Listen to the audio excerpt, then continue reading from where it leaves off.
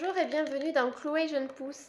Alors aujourd'hui, je vous parle de la belle Ceropegia woody ou chêne de cœur. Donc c'est une plante facile d'entretien et bien pour les débutants donc. Mais il faut faire attention à l'eau, c'est tout. Parce que c'est une plante qui a des genres de codex à l'intérieur, au niveau des racines. Et ces codex renferment de l'eau. Donc si vous oubliez de l'arroser, pas de panique, elle s'auto-alimente toute seule avec ses petites réserves d'eau. Par contre, il ne faudra pas l'arroser beaucoup. Du coup, ça va être de l'ordre de 2 fois par semaine en été et en hiver, ralentir franchement les arrosages.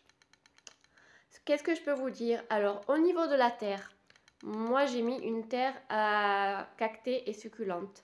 Donc, c'est-à-dire terreau mélangé à terre du jardin mélangé à sable. Tout ce qui compte, c'est que ça soit bien drainant pour pas que l'eau stagne, pour pas qu'elle pourrisse. Donc, billes d'argile et terre à cactée. Préférez un pot en argile, la terre séchera plus vite et ça évitera le pourrissement. Donc au niveau de la plante, vous voyez c'est une plante suspendue. Les feuilles peuvent atteindre les 2 mètres. Et ce qui est bien, c'est que vous pouvez la bouturer facilement en coupant une tige de 10 à 15 cm au niveau d'un nœud, c'est-à-dire au niveau d'une feuille. Donc vous coupez ici, vous enlevez les petites feuilles. Pareil, vous enlevez les petites feuilles, vous coupez au niveau du nez, du nœud. Et vous replantez dans la terre la tige. Vous enfouissez la tige. Ou alors vous la mettez dans l'eau pour qu'elle fasse les racines. Ça existe aussi par semis, plus compliqué, mais c'est faisable.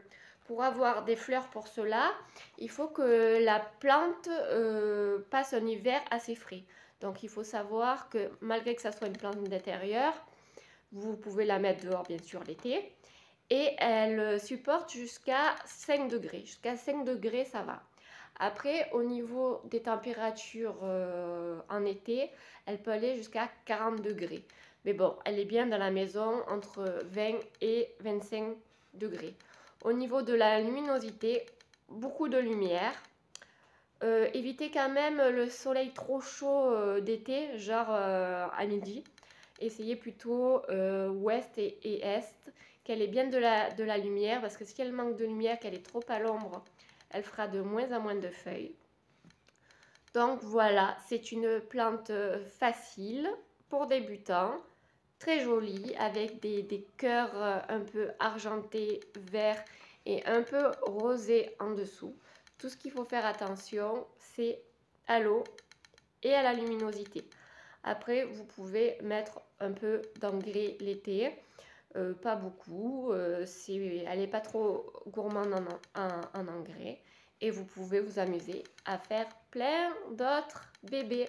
Voilà, les boutures de préférence au mois de juin, le remportage au printemps. Voilà ce que je peux vous dire sur cette jolie plante qui est quand même assez sympathique. Voilà.